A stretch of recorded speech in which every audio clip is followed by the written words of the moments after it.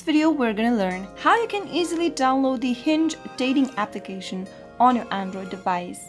To do so, quickly open up your Play Store and also make sure that your device is connected to a stable internet. Now go to the search box and type in Hinge and search. Once you find the Hinge dating application from Hinge Inc., tap on the install button to begin the download process.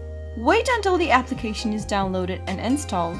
Once the installation is completed, tap on the Open button to launch Open Hinge dating application on your Android device. That is it for today. That is how you can easily get the Hinge dating application on your mobile device quick and easy. If you found the video to be helpful, go ahead and give us a thumbs up. Also, don't forget to subscribe to our channel by hitting that subscribe button. Press the notification bell so that you'll never miss another upcoming upload from us.